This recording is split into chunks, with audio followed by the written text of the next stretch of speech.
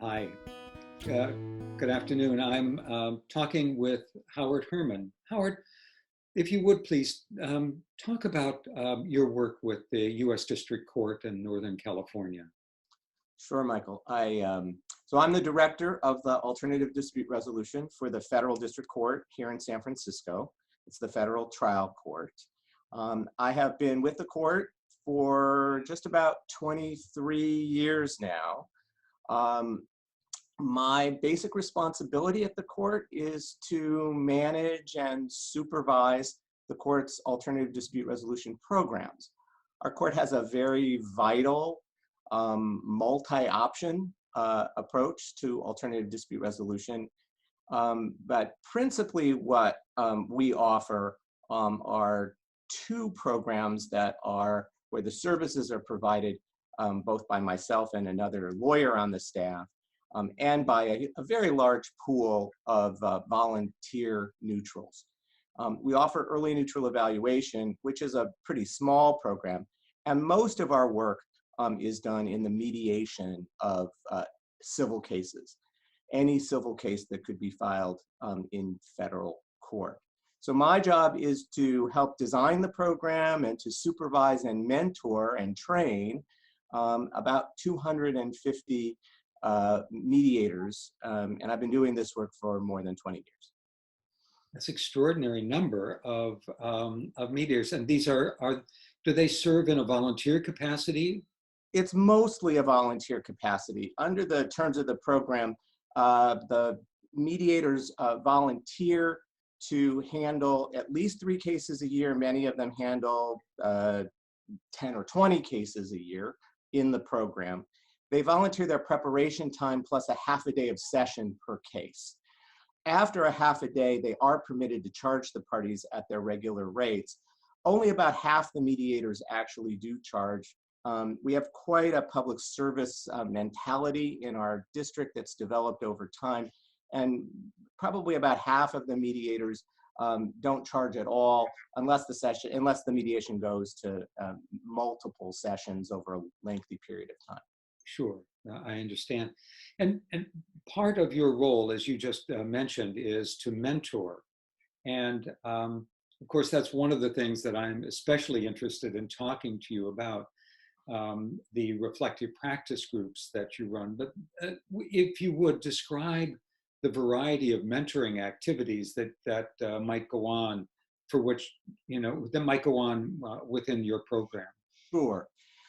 So everyone who comes through our program first, actually before I get to mentoring, no matter how much experience someone has, we do require that everybody come through the court's own mediation program, for which I'm the lead trainer, and we bring in other experienced mediators to help us with this. It's a 4-day typical mediation training program, and the idea is for us to get to know all the folks and see people, at least in a simulated environment, as they're coming on to the panel. Once a mediator comes through the basic training, then we offer a couple of different options by way of continuing education, and the idea is to customize that approach for each individual person. So at the lowest level, we ask people just to keep in touch with us and to do a minimum amount of reading each year to make us confident that they're keeping up on developments in the field. The other main program that we offer are our reflective practice groups.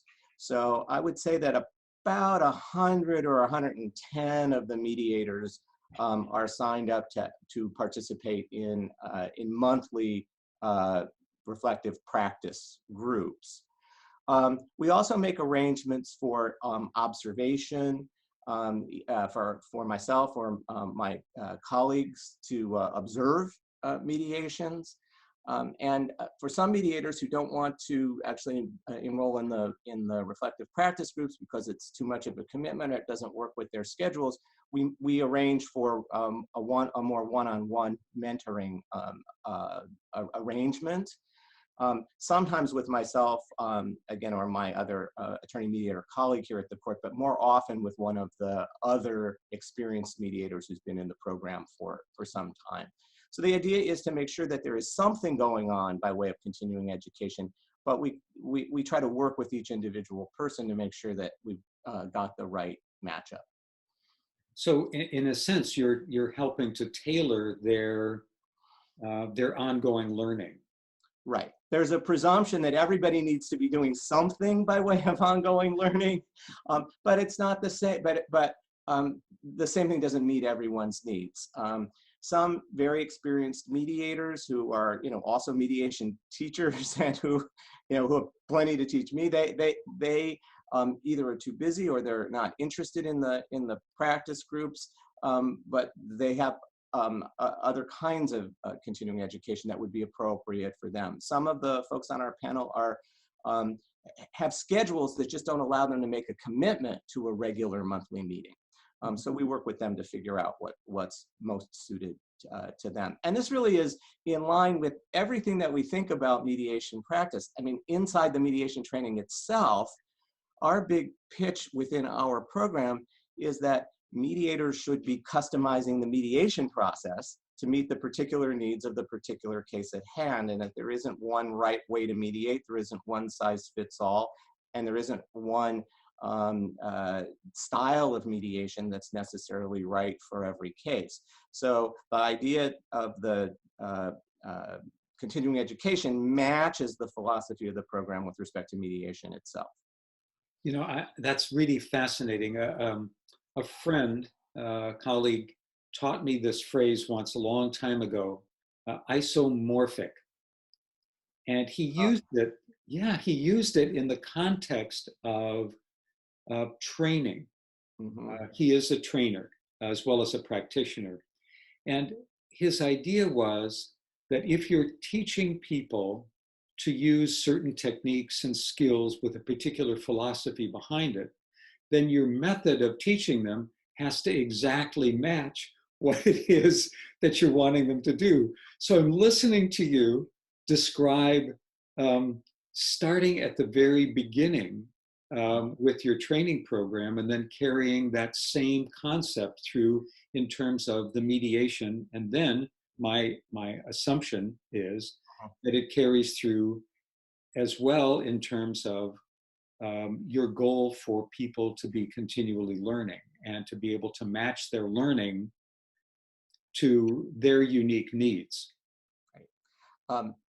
That's absolutely right. I have to say that I've never thought about it in quite this organized fashion that you so beautifully articulated. We've been at this for a while, and I think what I've described is the current state of the program in a pretty mature form. I think we've stumbled our way into a system like the one that you described that I think is working pretty well. But I have to say that if you had asked me, 15 or 20 years ago when we got started, it wouldn't have sounded so clean as you've just described. Of course not. I mean, imagine, your very first mediation versus one that you do, 20, 30 years later.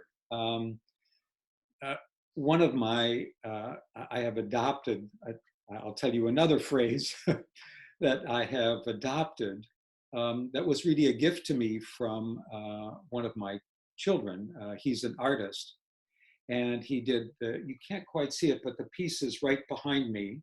And it is, it's done in letters that have been cut out from newspapers and magazines.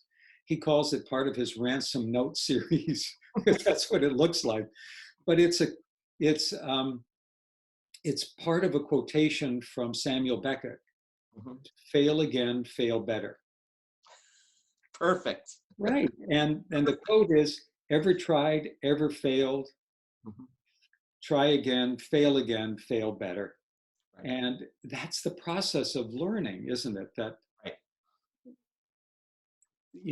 I'm sure that and have seen other colleagues who on day 20 years out are practicing mediation the same way they did day one.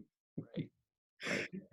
And they've never learned because they've never paid attention to the experiences that they've had. Right. Right. And in fact, what you're just describing is part of part of the impetus for beginning to experiment with the practice groups 15 or so years ago. In truth, they grew out of a frustration that I had in the informal conversations that we were having with mediators in the program. We used to offer just a kind of drop-in brown bag experience at lunch times for people to ask questions or talk about what was happening for them in their mediations. But it all skated completely on the surface, and a lot of it was everybody just telling stories that were self-aggrandizing. Right. And it was so not rewarding that we searched for a different way to gather people together to try to have a deeper conversation. Right. So it's interesting to me that's your comment about how people can sometimes fail to learn, however long they've been at it. Right. Because yes, they do the same thing over and over again. Right. And I think, the kind of brown bag that you described can be really valuable if what you're looking to do is build connections, build collegiality, build Right. relationships. Not necessarily the most ideal way to build learning. Right. That's all. Right. No, I think that's right.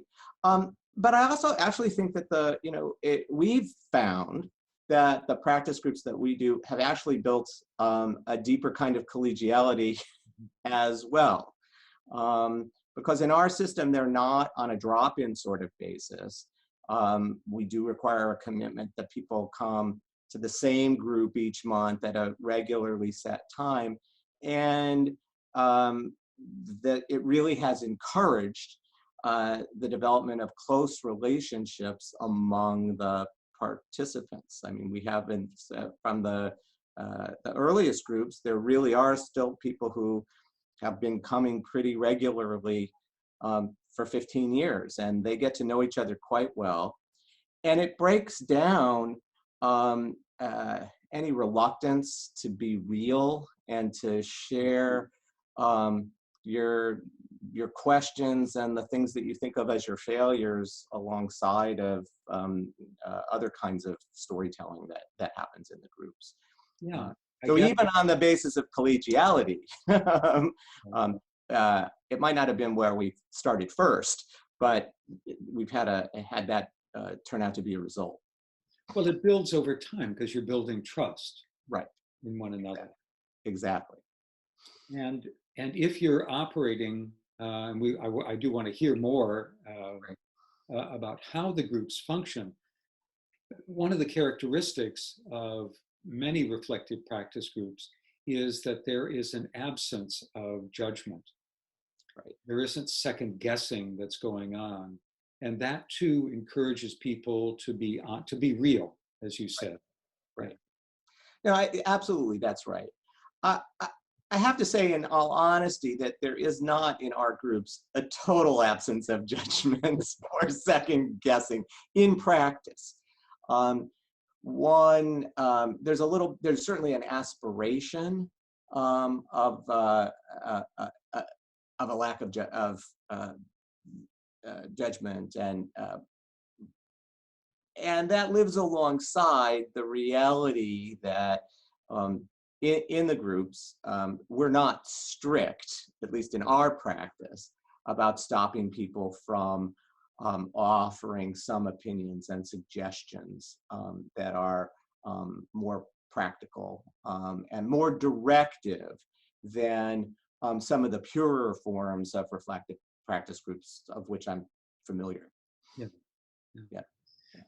So could you describe a typical group and including, who is it self-guided? Is there a sort of a leader, if you will, and how they function, how long, just even practical things like how long people get together and so on. Right. So as I mentioned, we asked people to sign up for a particular group, and we have actually the program is running at this point. We have 8 ongoing groups. I lead 4 of them, and my colleague Tamara Lang, who is also an experienced lawyer mediator, who's a full-time employee of the court. We each guide 4 of the groups. They've been in progress for varying amounts of time. The first groups are ones that I started about 15 or 16 years ago, and there are 2 or 3 of those that are still ongoing. And then over the years, we've added groups. Every group holds, well, ideally it's around 10 or 12 regular members at a given time. Some of the groups have more than that on the books. We have a minimum requirement that we don't meet unless there are 5 attendees at any given session. On average, I would say that in any given meeting, there are 8 or 9 people in attendance, plus the facilitator, myself or Tamara. We meet in different locations across the district. Our district is, the main office is in San Francisco, but we have a lot of mediators who live across the bay in Oakland and down the peninsula in the San Jose, Palo Alto region of the district. So we have groups meeting in different locations. We have some groups that meet early in the morning, kind of before people's work days get going. We have several groups that meet at lunchtime, and we have a couple of groups that meet in the late afternoon. We meet for a 2-hour time block. And the focus really is on the presentation of cases, although occasionally we will put a topic on the agenda as well. But we try very hard to stay focused on what's happening inside the cases that the mediators are actually mediating, as opposed to having it be topic driven. There's no requirement that the cases be cases within our program. Mediators are free to, all the mediators do have to be mediators within the court's program in order to be eligible to participate in the groups.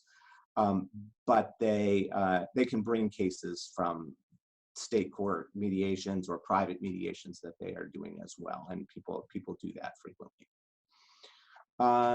The basic structure tends to be that we'll do a quick check-in just socially when we first gather, and then we'll ask for volunteers to talk about a case. And folks who have written in advance to say that they have something to present take priority on the agenda.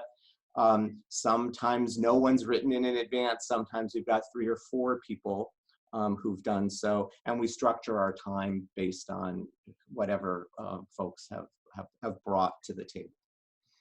So maybe I'll stop there and see if you've got any question. Or... Oh, I'm just so curious, and just trying to imagine being with you in one of those groups. I've been both a member of and a facilitator of reflective practice groups for a very long time. And while they may take similar sort of structures or similar, well, they probably have very common goals. Mm-hmm. The way in which they play out, the way in which people interact are always going to be, I'm sure, at least I've found in my experience, quite different. Right. So it sounds as though in a 2-hour period, you can accommodate 3 or 4 case presentations. It's more likely that we end up with 2 or 3. Mm-hmm. 4 is about as much as we could do in a 2-hour stretch. And I guess the preference, which comes actually, which is a little bit directive from me as the facilitator, is that I try to ask people to tell us, well, not the whole story necessarily of the mediation, but to at least begin not by diving right into whatever the presenting problem was for their point of view, Mhm. but to to set the stage and to describe the beginning, at least the beginning pieces of the mediation, and who is present and what the personalities of the participants are a bit. Because my experience has shown that sometimes whatever the presenting issue is, isn't actually what's likely really going on, and that if we can get the presenter to slow down and tell us some of the things that happened in the setup, that we end up with a richer conversation. So that takes a little while. And so, you know, it's better if we've got a half hour or 40 minutes to discuss a mediation than if we're trying to cram too much into a shorter period. Exactly, because it also helps you understand how the mediator got to the problem place. Right. This is just, this happened and whatever. But okay, well, what was taking place? It provides you context. Right. It helps you understand the mediator's thinking as Right. she or he progressed through the mediation up to the point where they encountered something that was surprising or puzzling to them. Right. Yeah. Right. You know, the other piece that I have to say that may be a little different from this group, these groups, than some maybe people participate voluntarily. I don't mean to suggest that it's a firm requirement, but it is part of a presumption that they're going to do something, and particularly new mediators in our program are encouraged to participate. And everybody's at different levels. So we have some folks who are pretty new to mediation altogether, not just new to our program, and some folks in these groups who are really quite experienced practitioners. And for some people, they're still really operating at sort of a base. When they bring something that's puzzling, it's because there might be an issue that's related to just their basic skills, and that we need to address things on a kind of a skills level. The other thing that is probably the most common piece is helping people to understand what theory might underlie different choices that they might be making as they're encountering difficulties. And then there are some people who are working at really advanced levels of trying to sort out the artistry component. If you think about that rubric of skills and theory to practice and real artistry. So, you know, part of when people are bringing a case, part of my role as a facilitator is to try to figure out what's responsive to that person's needs. But I've also got in mind the needs of the rest of the group as well. And you know, so this lives a little bit at the intersection of pure reflective practice and maybe something that has some elements of clinical supervision to it.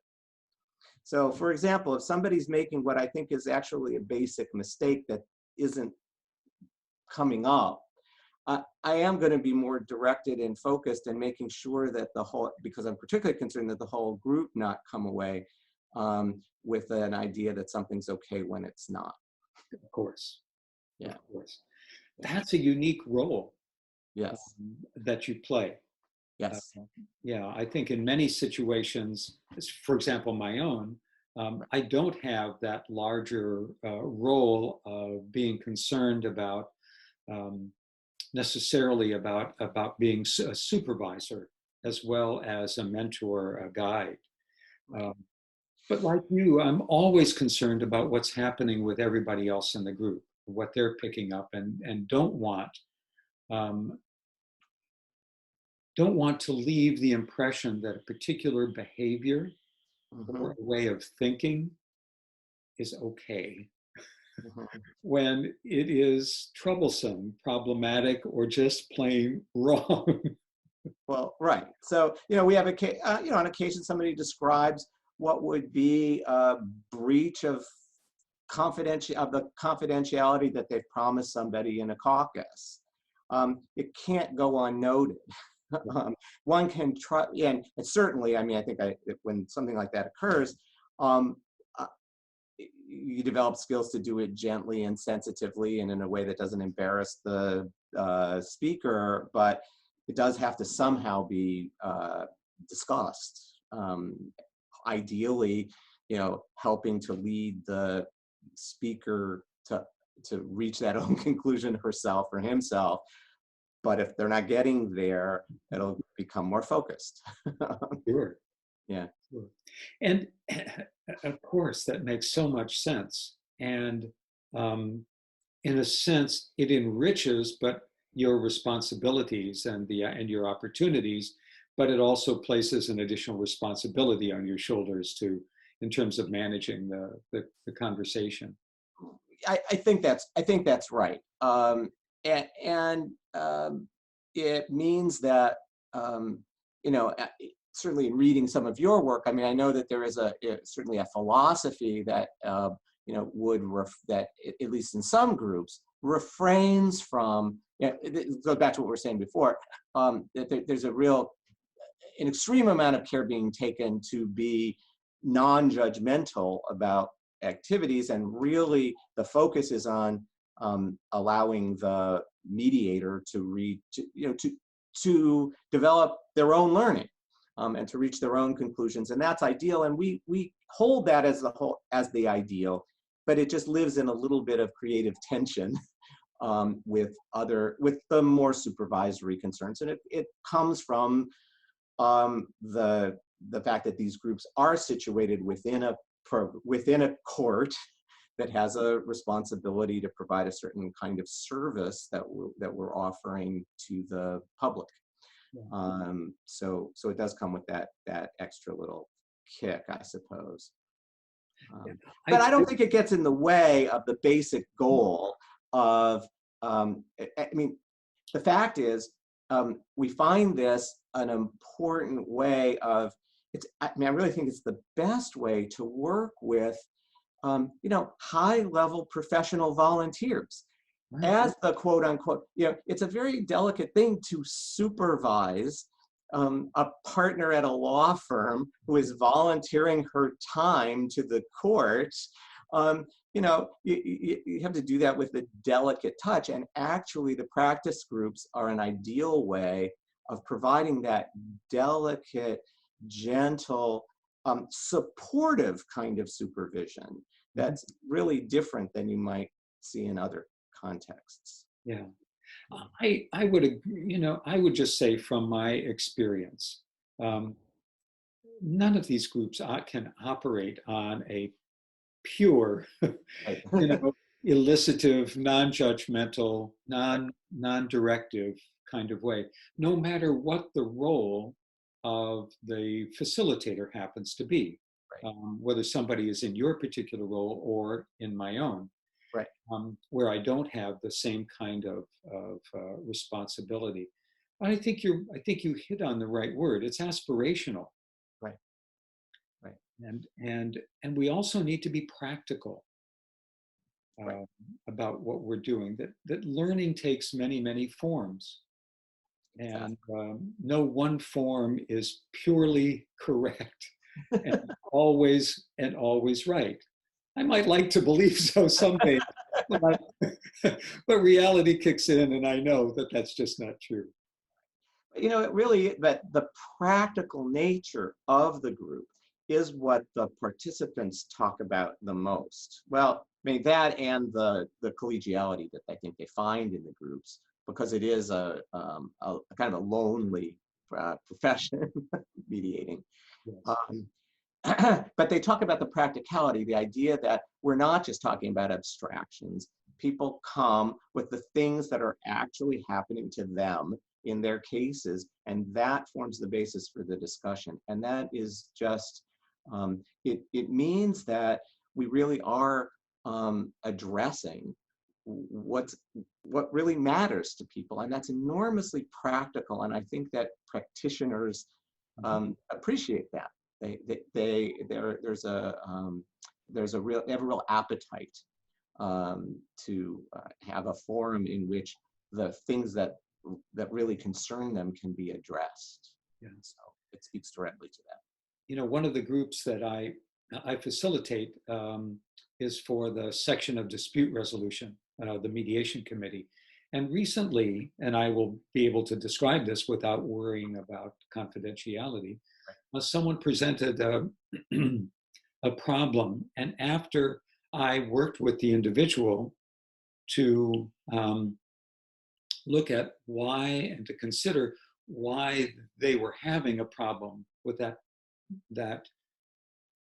challenge, that struggle, and the individual I was speaking with got some insight.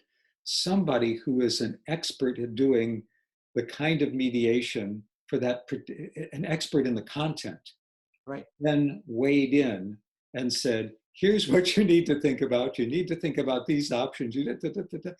And that practical advice was immensely helpful, because I talked to the person afterward about the reflective practice group, not necessarily about the case being presented. And he said to me, he said how much he appreciated that kind of balance. Right. That he reached a point where he was ready to seek out and accept practical advice. He could make use of it instead of just sort of it being like somebody else's suit coat that he puts on that's ill-fitting.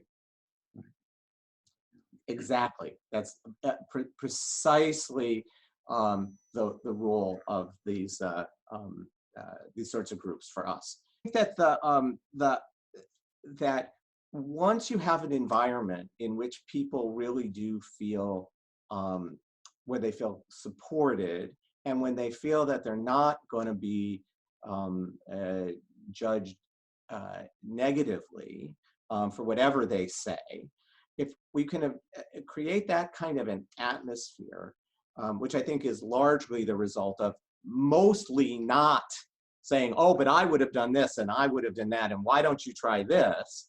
Then people are open when they to receiving all kinds of assistance. Right. And yes, so that certainly has been our experience over the years. Yeah. You know, what I've also noticed, and I wonder if this has been your experience as well, is that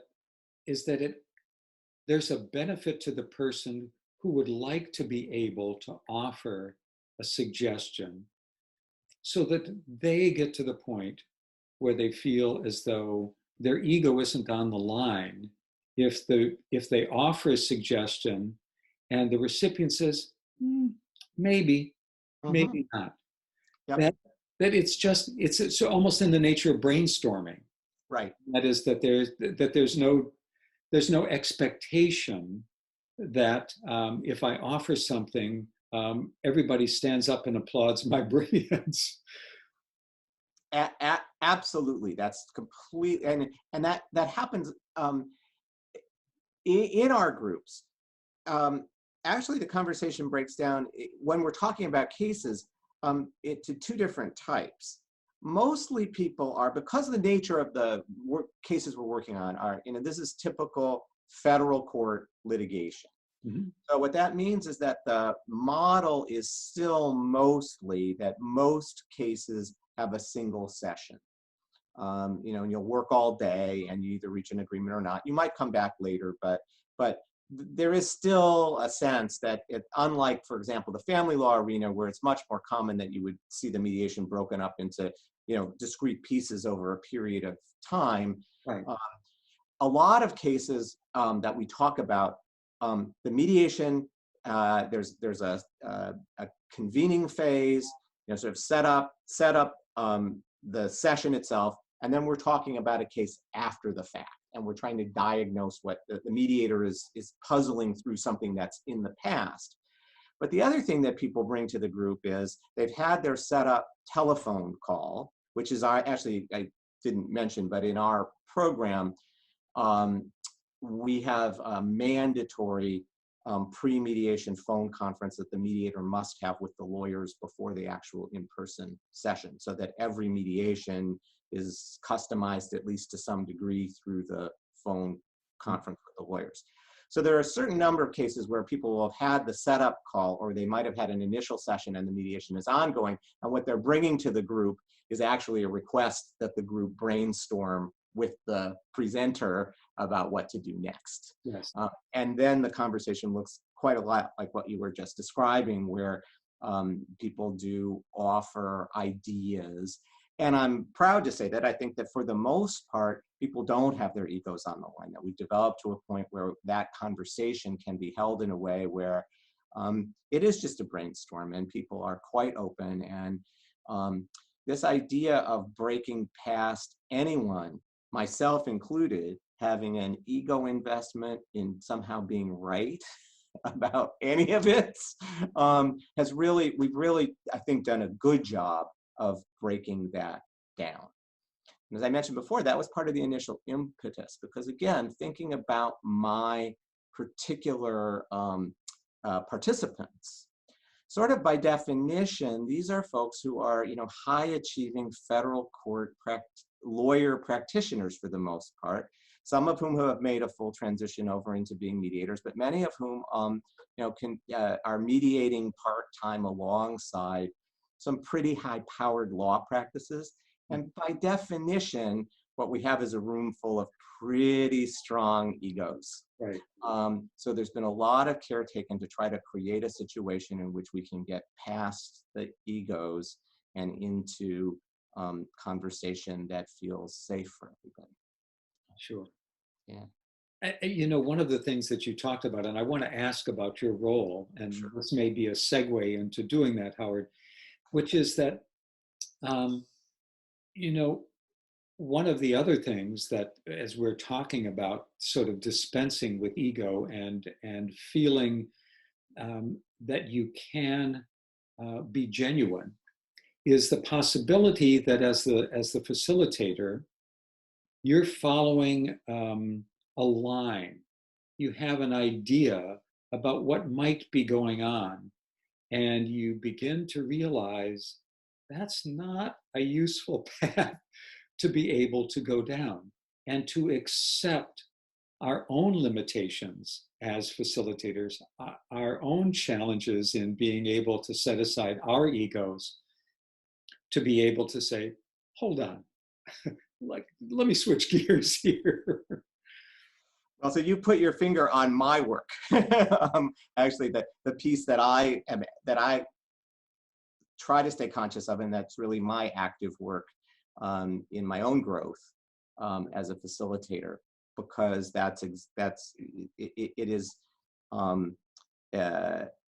it's certainly correct that there's a pull where I will think, well, I think I know what's going on here, and I want to try to lead the conversation in a certain direction. And in fact, I think some of that's completely appropriate, but it's about having enough humility to understand that, that may not be right, and you'll get the sense that you just move past it. And and that's a work in progress for me anyway. And I think it requires some discipline, and I've certainly made my mistakes over the years where sometimes I've tried to, I have caught myself being too invested in thinking that I knew better, and I keep working on that. Right. I'm open to any suggestions you or anyone else may have in helping me to continue that work. Right. I find that that's true for me too. That I've reached a point where my skills are pretty good at being able to ask questions. My insights are pretty solid. My sensibilities about what's happening. And what I continue to work on is my humility. And that is that I don't have all the answers here. And, You know, we've talked in a phrase that I learned from another friend, um, that I've used often is hold on tightly, let go lightly. Mhm. And that is that if you can't even form the idea of where something might be headed, that's a problem. Mhm. But an equal problem is being so certain that that's the direction you go on, that you're unwilling to gracefully and Mhm. humbly let go when Right. it's apparent that it isn't the right direction. Right. And how do you discern that, you know, Yeah. how do you discern when that's happening? Um, and how do you separate out your ego enough to be able to then effectuate it? Yeah, I think it is. That's the mark of extraordinary learning. That Oh, self-consciousness, self-awareness, not self-consciousness. Yeah. yeah. That self-awareness. That's right. I have to say the other issue that happens that this is more prosaic than what you're discussing is that, again, in part because of my role and the quasi-supervisory nature of what we're doing, um, there is a tendency sometimes for the group to just turn to me and they want the answer from the expert or the boss. Right. So, I resist as much as I can, and sometimes I give in to just saying, well, this one's clear, and the answer is X. So, but somehow that gets bollocksed up also with my own with the need for me to make sure that I'm staying humble and not moving into the expert role any more than is needed. Um, Right. right. And there's a parallel there to the work we do as mediators. Right. Yes, exactly. Of course. You Well, know, right. And sometimes as a mediator, at least in my practice, I move to the more directive end of the spectrum sometimes when somebody, is really calling out for that in the mediation process. Again, part of the artistry of being a mediator is figuring out where, you're not all, at least I'm not all elicitive all the time, even when the situation calls for something else. I So, think that becomes a sophisticated judgment that we make, right, whether it's in the reflective practice group or in our mediation practice. right. Uh, is this that am I doing this because I'm so smart that I have the answer? Am I Hmm. doing this because it genuinely is a service Hmm. to the person who is seeking my advice? And if I do offer that advice, can I be sure that it's consistent with my values, my ethics, my whatever my philosophy might be? 100%. That's exactly right. And you're totally right that it's exactly parallel to what's going on in the mediation, what's happening in the group. Right, right, right. It's terrific. I mean, there was a time when many years ago, when I was teaching a class and talking about elicitive questions and saying that I never give advice or I never give direction and so on. And one of the students was confronting me, and it just defending myself um, was, as I look back on it now, maybe 20 years later, laughable. Mm. Um, because I was losing sight of the underlying principle and focusing on the practice. Right. And instead of talking about why we do what it is that we do, I was defending a form of practice and not getting at the why rather and only focusing on the what. Yeah.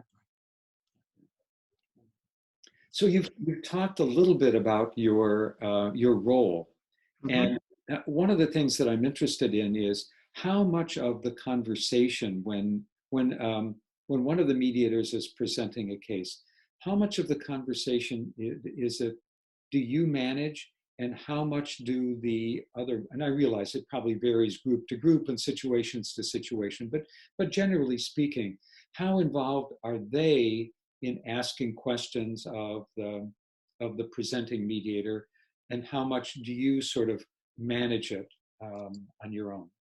It's widely variable, person to person, group to group. So I don't really have a there isn't a direct answer to your question. Actually, it's really dependent on the situation. As I think I was mentioning earlier, I tend to, at the beginning, when somebody first starts presenting, I tend to try to guide the conversation to make sure that we have a full enough sense of the background and the context and the personalities, who all the players are. And then it really depends on the presenter and the group. In a couple of the groups, the folks really, the participants tend to want to jump in right away. And if they're doing so productively, then I want to let that develop as much as it can. And I only intervene if I feel like it's somehow going off the rails, if the presenter is feeling a little bit under attack in some fashion, or if it's somebody's too aggressive in their question, or to refocus things. But if the group isn't jumping in, then I do see it as my role to move the conversation forward, and and for me to start by asking as a list, again, to the beginning place is always elicitive questions, trying to gather more information about what was going on, and trying to help support the presenter to figure out on their own what's most important. I guess the other thing that's going on for me in the back of my mind is that when I'm asking questions, I am thinking about kind of on the theory to practice level. I do have a little bit of a checklist in my mind about whether I want to be guiding the conversation to classical reflective practice questions, or do I want to be thinking about whether there's some particular theory of mediation that might be applicable. So if it feels like this is a place where, I don't know, insights from difficult conversations if it would be useful to draw out ask a bunch of questions that might support the question of the what happened conversation versus the feelings conversation, or maybe the way in which what's going on could have been affecting the identity of her. So, to the extent that I'm familiar with that theory, but not all the participants might not be, I've got that script running in my head about where I might direct things. Sure. And I suppose that part of the questions that you ask as well is to understand what script is going on in the mediator's head. The mediator's head, right. Yeah, what sort of assumptions, beliefs, values, theories. Right. What could theoretically be at play? I'm kind of, I'm trying to stay open to, and behind the scenes, I'm trying to figure that out. Like what lens do we want to look at this through? Interesting. And I want to ask, if I may, one sort of a question, but looking at it from both your point of view and from the participant's point of view. Right. What's the benefit? What do you see as the benefit, and what do they report as the benefit to themselves of participating in the group? So we'll start with what they report. They report that they feel supported. They feel like they value the connection. They value the opportunity to try to figure out to learn. But they don't say it in that way, but that what they talk about is to connect up what they're doing to some theoretical framework for what they're doing. There is a kind of a catharsis that they describe. There's several people who jokingly refer to this as their mediation therapy sessions. Right. So, they gather a kind of a therapeutic benefit. They feel like they are like they are developing more skills to use in the next case step. If they understand a bit better about why something happened or why they were struggling with a particular aspect of this mediation, there's a belief that they'll perhaps take that learning to the next case. So the participants report that. They report a lot about they do report a lot about the support that they gain. They like the idea that this is a place where they can really feel safe to talk about what happened with their colleagues, and there's just straight up value in that. Now, how that actually supports, are they actually learning from it? I don't have any data, but that's what they report. From my standpoint, I think that I do think that there's value in the connections that people make between what's going on and what the theoretical underpinnings are.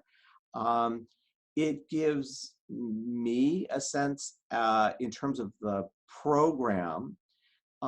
It helps me stay in touch with what's really going on the ground, because we can only watch a very small number of the cases that are actually going through, but you get a good feel from listening to the mediator reports.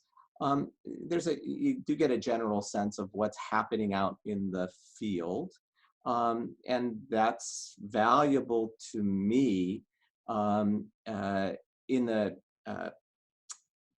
big picture of what's happening. So here I'll give you an example. So over the last number of years, in Northern California in particular, there's been a lot of in the kind of private commercial mediation sector. Lots of the mediators have essentially abandoned the use of any kind of joint work at all, and the mediations are done entirely in shuttle caucuses. That's not, kind of the model, certainly not the model that we teach. And largely through the reports of the practice groups, we've really been trying to address how best to work with people about the question of the value of joint work, when it's appropriate, when it's not appropriate. And we've actually been able to design specific training, advanced training days and things for our panelists about how to address those issues in their mediations. So it's a window into what actually is needed by way of other training. So for me and my role, I'm gathering a lot of insight about, in a broad way, how do we need to adjust our training protocols to make sure that we're really staying current with what's going on in the market. It candidly gives me a much better sense of who the mediators are, because in our program, I failed to describe this at the beginning, but we match mediators to cases.